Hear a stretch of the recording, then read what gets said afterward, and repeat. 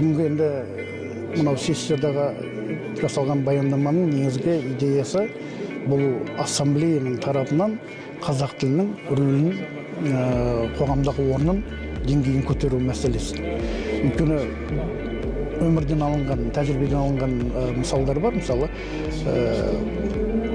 қазақтың тілін, мәдениетін, тарихын меңгерген, қазақ еліне жанашыр нағыз азамат, оны тәрбиелеудің ең басты көзі тіл. Мұнда үлкен Қазақстанда ұйым болғаннан кейін, Қазақстан Халқы Ассамблеясы болғаннан кейін, Қазақстан Халқы Ассамблеясының мүмкіндігі зор. Сол үлкен мүмкіндікті, зор мүмкіндікті пайдаланып, біз осы жастарды тәрбиелеу жолына ерекше назар аударуымыз керек.